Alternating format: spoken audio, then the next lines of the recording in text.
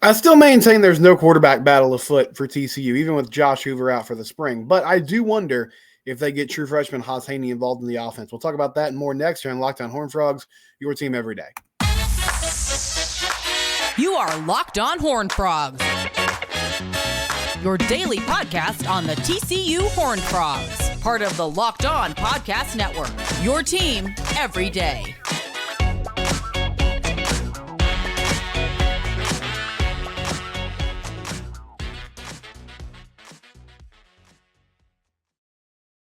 That's right. Lockdown Horned Frogs, your team every day. We're free and available wherever you get your podcast. Please subscribe to the YouTube channel or subscribe on your favorite podcast platform. TCU had an open practice on Friday. Defense continuing to get after it. A lot of sacks, which I like to hear that. I know that it does set off some alarm bells with some people because of the issues the offensive line had last year. I do think the O-line is a problem right now, but we're still very early in spring practice. You got a lot of new faces.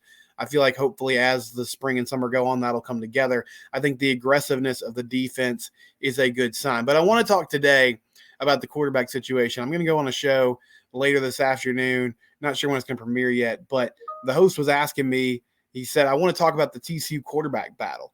And my first response to that was, well, I don't really think there is a quarterback battle. I'm happy to talk to you about the quarterback room, the situation, where they're at, but I don't feel like there's a QB battle going into this camp. Last year, there was some thought that maybe Chance Nolan, the transfer from Oregon State, could push Chandler Morris. That ended up being a total bust because after a couple practices, Chance moved on.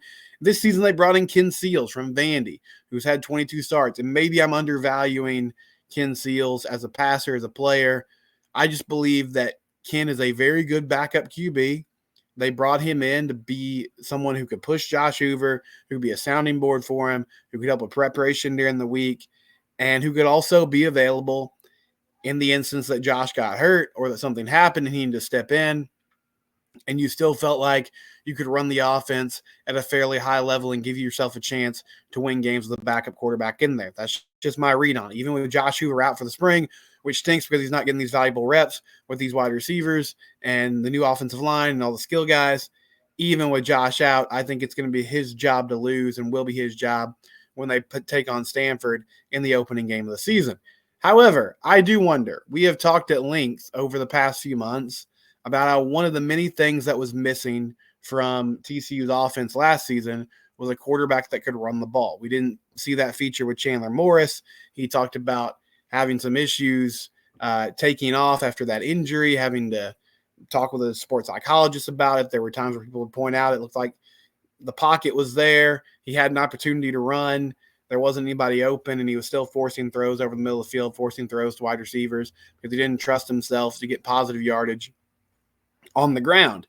Josh Hoover, we didn't really see him featured as running threat during his time as a QB, and I think that was partly because that's not – I mean, I think it's something he can do. I don't really feel like it's a huge part of what he's going to do, but also the fact that they didn't really have anybody behind him as a quarterback. Once Chandler went down, the backup situation was pretty thin. Grant Tisdale would have been the next man up in an emergency situation.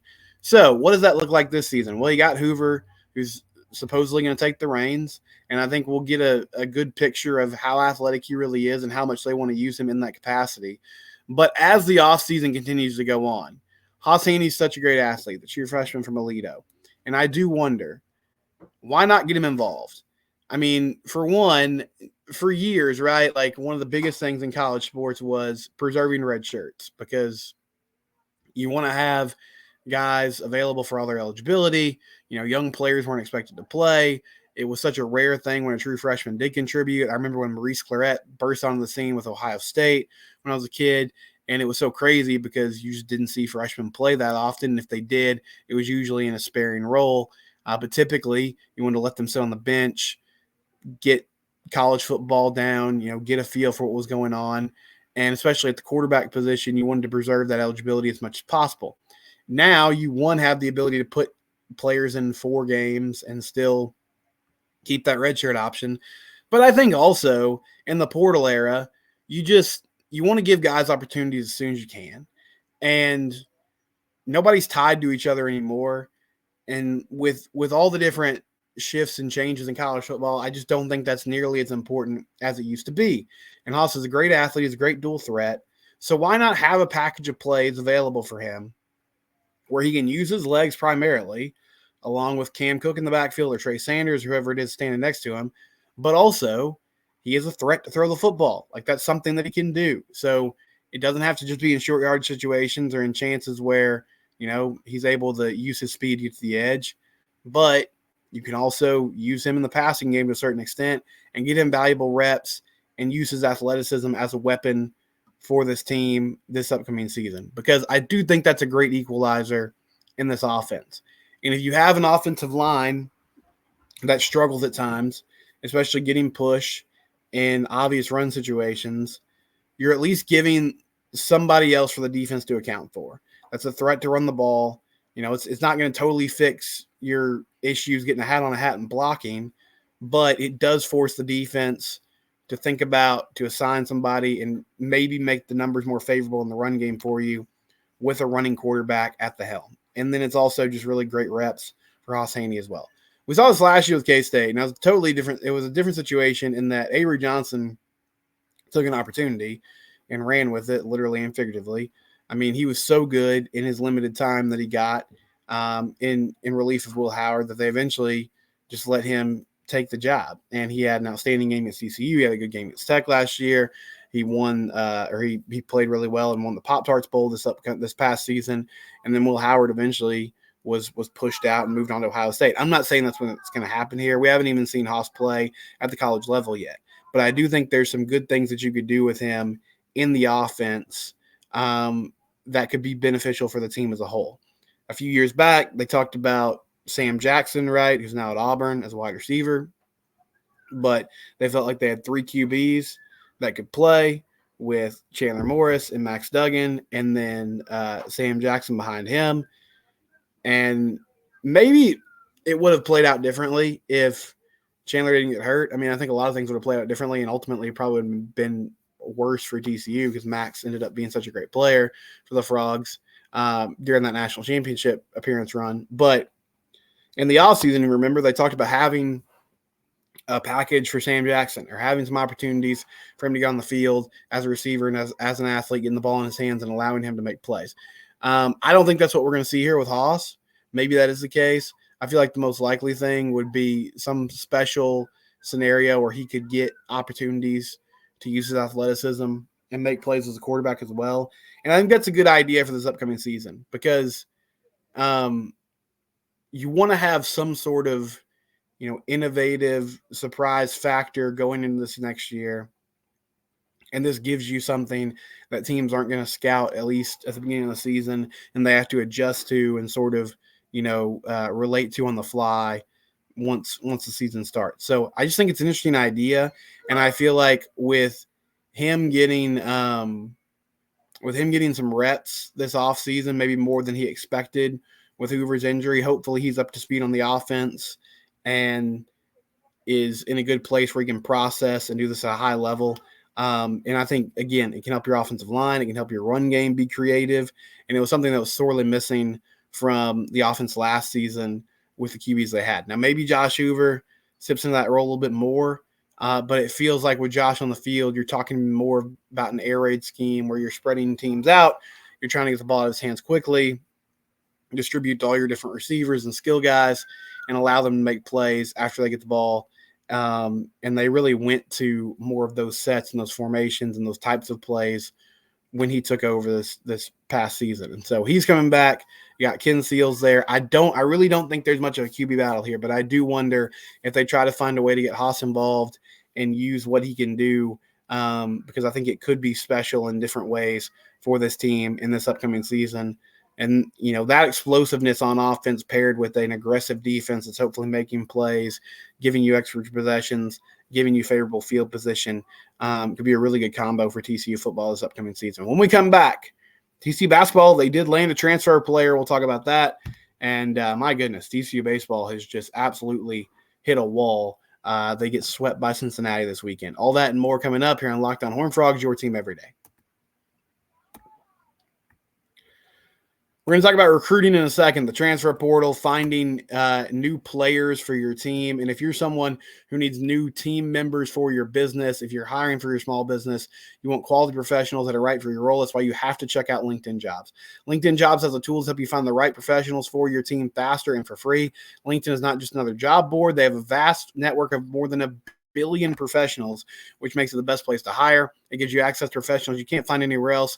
LinkedIn does all that while making the process easy and intuitive. Hiring is easy when you have that many quality candidates. So easy, in fact, that 86% of small businesses get a qualified candidate within 24 hours. LinkedIn knows that small businesses are wearing so many hats and might have time and resources to hire.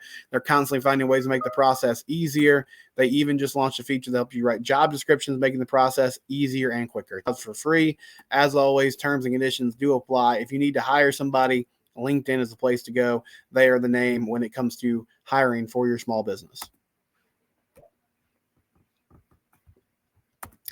Over the weekend, TCU basketball, which has been pretty quiet in the portal so far. I mean, they've been recruiting players, going after some different guys, haven't hit on anybody yet, but that changed on Sunday as CJ Walker, which wasn't a name that had really been featured much so far as somebody that they had interest in, but apparently there was mutual interest there, got something done pretty quickly. CJ is coming over from UCF. Like a lot of players, in today's game, he's bounced around a little bit. He was at Oregon to start his career. Only played in 28 games there, started 7 games, though. Played about 15 minutes a game, scored 4 points. His averages have steadily gone up just about every season. This past season for UCF, he averaged 8 points a game, essentially 7.8, 4.7 rebounds, and less than 1 assist per game. Shot 40% from the field. Not a great three-point shooter. Has sat, between 29 and 37 from the majority of his career. Last year, he shot 31% from 3, 65% from the line. He's a forward. He is 6'8", 215 pounds, so good size, good strength there at the 3 or the 4 position. An athletic guy that's not a great shooter, but can score a little bit, can make things happen, can rebound for you. I think this is a good piece of the puzzle. I don't feel like this is somebody that you're going to, make the focal point of the offense, but he can function well and score. He can do some things with athleticism, plays well in the fast break, apparently is a good defender. So seems to fit what Jamie Dixon wants to do as a coach. I think this is a solid pickup. Again, this is the start of the process. You need some guards to replace what you're losing with Jameer Nelson Jr. and Avery Anderson and others. Trey Tennyson also will be moving on. You got some young guys coming in. You got some freshmen who didn't play this year will be stepping into much bigger roles this upcoming season. So, again, you're talking about a basketball team that is kind of turning over into a whole new roster. Jamie Dixon did get a contract extension at the end of last week, so he is now the coach, at least from a contract standpoint through the 2031 year. They added 2 more years to the end of that contract when they renegotiated or came back to the table. So he got a public, what that was, and I talked about this Friday, these contract negotiations essentially, or these extensions, are just kind of a public declaration that, hey, this is our guy. Obviously, there's still buyouts involved, whether they wanted to move on from him later on or somebody came calling and decided to have him take their job. But at the moment, it seems like he's pretty locked into TCU. And I know some of you are frustrated with that, but I think this is going to be a really good picture and test of what TCU basketball is going to look like moving forward the next couple seasons with this new core group of players. Because he's got a lot of young guys.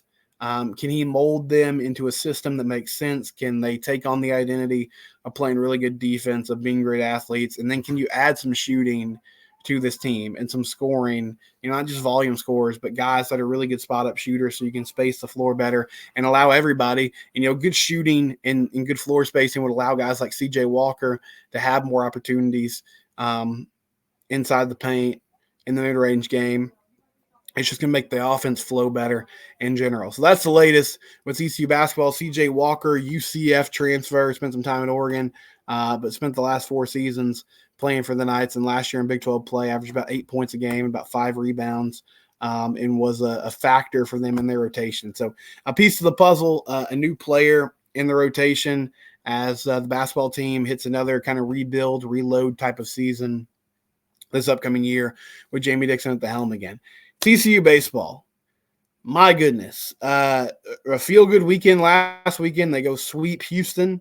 They lose a midweek game to UTA where they didn't hit the ball very well. And, it's unfortunate, but it was their first midweek loss of the season. It's like, all right, bounce back, go to Cincinnati this weekend, get it done. They got swept by the Cincinnati Bearcats. They lost on Friday afternoon 4-2. They lost Saturday 6-2, and they got run ruled on Sunday 13-2 in 7 innings. They are now 5-10 in Big 12 play and in serious danger of missing the NCAA tournament altogether. They are halfway through Big 12 conference play. 15 games remaining, 5 series remaining. They have canceled their games with UT Rio Grande Valley that were supposed to take place on Tuesday and Wednesday in Fort Worth. Some bad weather expected to hit Fort Worth, some storms and some rain. So they decided not to go. They decided to go ahead and say, hey, don't make the trip up here, right, for a 2-game midweek set. We'll just regroup and get ready for Friday. A couple injury notes. Peyton Chantier was not available. He's been a leadoff role for most of the season for TCU baseball. Peyton Tole continues to be someone they don't really feature at the plate right now. He pitched on Friday, though, and pitched well until he kind of ran into a wall in the 6th inning. But I've kind of handled the baseball team with kid gloves to a certain extent at this point.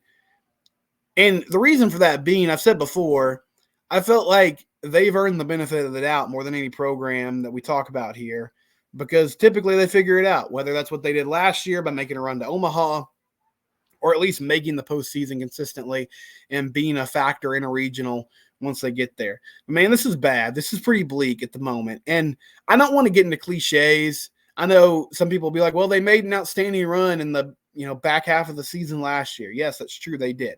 And also it's baseball and it's a long season. But we're past the point. There's enough evidence now. We're past the point where we can just be like, oh, well, unfortunate that you dropped the series on the road, right? Kind of blew a tire in Cincinnati. These things happen. This has been a trend now since that 13-game winning streak to start the season of just bad play. And my biggest concern at the moment is that there's not really one part of this team that's playing well. Like last year's team, it was pretty rough, but at the lowest point when Texas took 2 out of 3 from them in Fort Worth, they were 3 games under 500 in conference play. And then they had 2 series left against Baylor and Kansas State. They swept a bad Baylor team at home. They took 2 out of 3 from Kansas State, and then they started an incredible run. And I don't think you can discount that. There are some people that are like, well, if not for that amazing run, then the last 2 seasons have been pretty underwhelming. Okay, but they made the Final Four last year, so we can't just set that aside. What they did last season was amazing. They made it back to Omaha. They made noise in Omaha. They were right there with a chance to make a national championship appearance. So that was great. This season, though, the hitting has been just really bad for the past month or so. Cincinnati came into the series with a team ERA over 6, and TCU could not touch them. Luke Boyers hit a home run on Friday that made it a 4-2 game, and that was about the extent of the offense that day. Chase Brunson had a double off the wall with 2 outs that scored a run. Brunson had a leadoff home run Sunday that was really the only run while the game was in the balance, because after that Cincinnati just blew them out, and they didn't really do anything of note Saturday. Luis Rodriguez got touched up, gave up 6 runs in 2 innings, and so it was, from the jump it was a rough go. But the offense is not hitting the ball at all. Everybody's struggling, except for some of the young freshmen like Chase Brunson. Nobody's making things happen at the plate. The plate appearances are bad. There's a ton of strikeouts. They're not working counts. It's just bad all over. The starting pitching, I thought that had kind of come together with Tole on Fridays and Luis Rodriguez potentially on Saturdays, and on Sunday, maybe Cole Klecker. Well, Cole Klecker didn't start on Sunday. They threw Ben Hampton instead. I'm not sure if Cole's hurt or if they were just giving him like a mental health reset type of weekend, but it didn't work for Ben Hampton. He got shelled early. They had to pull him because it was, kind of a do or die type of game. You don't want to get swept on the road. They bring in Zach Coyer. He struggled. The bullpen is not pitching very well. right now. Granted, the bullpen didn't pitch a single inning in this series with the lead. Ben Abelt came out there on Friday night with the game. I don't think it was even tied. I think it was 3-1 by the time he got in there. Peyton Tolle had a no-hitter going through 5 innings on Friday afternoon, and then had some control issues in the 6th. Bases get loaded with 2 outs. And he walked in a run, and I was like, all right, you got to go get him. But they let him face one more batter, gets up a base hit. Suddenly it's 3-1. Cincinnati would score one more run. And that was the only rough inning in the game. But when you have an offense that can't score, these are the types of issues that you run into. And my goodness, I want them to turn it around. I'm going to keep covering them. Like, we're going to keep talking TCU baseball after every weekend series, after these midweek games as well. But I just don't see a light at the end of the tunnel right now. Now, going into this past weekend, they were still projected to be in the tournament by all the major publications. But I think a lot of that was those like D1 Baseball and others just saying, well, TCU will figure it out eventually. And after that sweep of Houston, maybe they thought it was more likely that they would. But, man, it just continues to be a rough go for TCU baseball. And so they'll regroup, try to bounce back against Texas Tech this weekend. But it's not looking good right now, guys. And it's got to change like yesterday for this team to have a shot to make a run this year, because time is starting to tick down on the season for the Frogs. We'll come back and wrap things up with some of your thoughts. It's Locked On Horned Frogs, your team every day.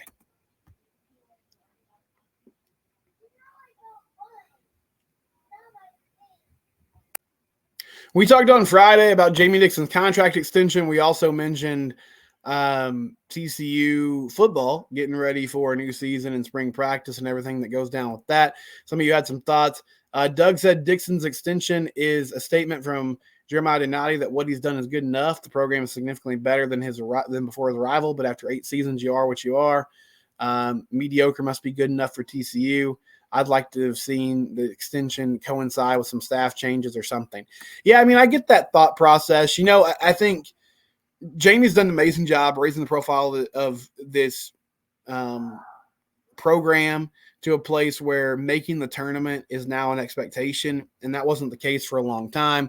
I totally understand, though, why people want more, while they're asking for an appearance in the second weekend. The way the season ended this year was really tough, too.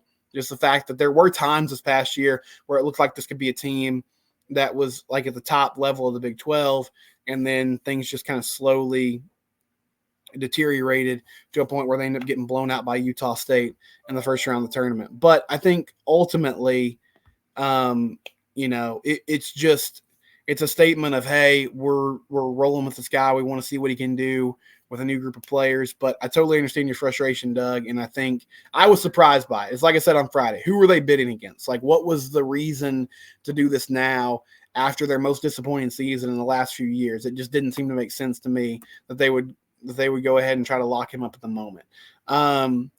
I also talked about the tempo on offense. Would TCU kind of get away from running a hurry-up offense in this next season? Big Easy said, let's slow the offensive tempo. It worked 10 years ago, but defenses have caught up. Let's work on execution, not deception. And then he said, for basketball, as far as that's concerned, if the administration is okay with average basketball, that's cool with me. I just like to shoot for the top. It's like I said with Doug, I get it. Like, I don't understand the timing of the extension, the contract extension right now. I think for football, I'm with you. I feel like the tempo can't be what you build the plane around. Like, has to be more of an identity to this offense than just, hey, we can go at a really fast pace and catch defenses off guard. Because I don't feel like you did a lot of that last year. There weren't a lot of busted coverages and plays where you're just, finding the defense flat-footed. So that has to change moving forward for this team. We got a full week of coverage, TCU football and also baseball getting ready for a weekend series against Texas Tech. It's Locked On Horned Frogs, your team. We do it here every day.